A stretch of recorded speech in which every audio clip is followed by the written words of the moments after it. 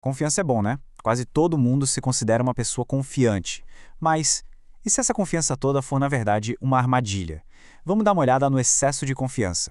Ele é um dos vieses cognitivos mais comuns que, sem a gente nem perceber, acaba moldando as nossas decisões e muitas vezes nos levando para um caminho errado. Para a gente começar, uma pergunta bem simples. Pensa aí um pouquinho. Quando se está ao volante, como é a sua habilidade em comparação com a maioria dos outros motoristas? Acima da média, na média ou abaixo da média? Ok, segura essa resposta por um instante e dá uma olhada nesse número, 93%. O que será que isso quer dizer? Assim sozinho, ele não diz muita coisa, mas é a chave para a gente entender uma verdade bem surpreendente sobre nós mesmos. Pois é, esse é o resultado de uma pesquisa com motoristas americanos. 93% deles se consideram melhores, mais habilidosos que a média. Claro que matematicamente isso é impossível, né? Mas revela uma coisa muito profunda sobre como a gente se enxerga. E esse fenômeno nos leva para duas armadilhas principais: a superestimação e o sobreposicionamento. A primeira armadilha, então, é a superestimação. E ela tem a ver com o jeito que a gente vê as nossas próprias habilidades, sabe? De forma absoluta, sem se comparar com mais ninguém.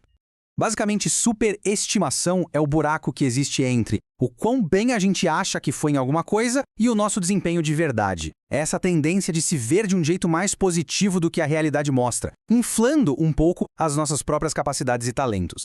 E olha, isso tem consequências bem práticas. Leva, por exemplo, para a tal da falácia do planejamento. Sabe aquele prazo no trabalho que parecia super tranquilo, mas que no final foi impossível de cumprir? Isso é superestimar a própria capacidade de fazer as coisas a tempo. E também leva ao viés de otimismo, que é aquela crença de que o futuro vai ser muito mais cor-de-rosa do que ele realmente tende a ser.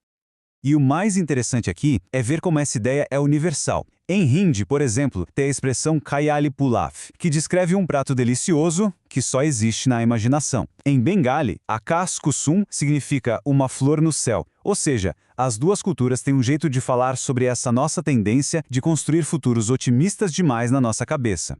Agora, vamos para a segunda armadilha, que muda um pouco o foco. Aqui não se trata mais de quão bons a gente é na realidade, mas de quão bons a gente acredita ser em comparação com as outras pessoas. Isso é o que chamam de sobreposicionamento, ou o famoso efeito melhor que a média. É aquela crença de que em várias áreas da vida a gente está um degrauzinho acima da maioria das pessoas. É exatamente o que a gente viu lá no começo com os motoristas. Então, para ficar bem claro, superestimação é uma comparação do tipo eu contra a realidade. Já o sobreposicionamento é eu contra os outros.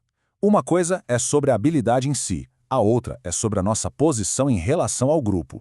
Para a gente entender o poder do sobreposicionamento, olha só este exemplo fascinante. Fizeram uma pergunta bem simples para estudantes que estavam se preparando para um exame super competitivo.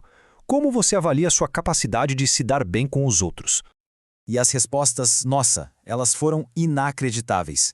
60% dos estudantes se colocaram no grupo dos 10% melhores e, como se não bastasse, 25%, um em cada quatro, se avaliaram como parte do seleto 1% do topo. O que nos leva, inevitavelmente, a esta conclusão. É uma impossibilidade estatística. Por definição, só 10% das pessoas podem estar nos 10% melhores e só 1% pode estar no topo. É um exemplo perfeito, gritante, do sobreposicionamento em ação. Ok, a gente vê que esses vieses são interessantes, mas será que eles realmente importam no dia a dia? A resposta é sim e muito. O excesso de confiança, tanto a superestimação quanto o sobreposicionamento, têm custos reais e bem altos. Pensa só. Superestimar a capacidade de ganhar dinheiro no futuro faz com que as pessoas poupem menos para a aposentadoria. Empreendedores que se acham mais capazes que a concorrência entram em mercados saturados mesmo com pouca chance de dar certo. Advogados e clientes que superestimam a chance de ganhar um processo acabam esticando batalhas judiciais que custam uma fortuna. E CEOs, por acreditarem que são melhores gestores, fazem fusões e aquisições que muitas vezes destroem o valor da empresa. O custo é enorme. Bom, então a gente viu como a superestimação nos faz acreditar que somos melhores do que realmente somos e o sobreposicionamento nos convence de que somos melhores que os outros. E os dois têm custos bem reais. O primeiro passo para evitar essas armadilhas é a autoconsciência. Então a reflexão que fica é a seguinte: em que área da vida a nossa confiança pode estar nos cegando um pouco para a realidade? Qual certeza que a gente tem que merece um olhar um pouco mais crítico?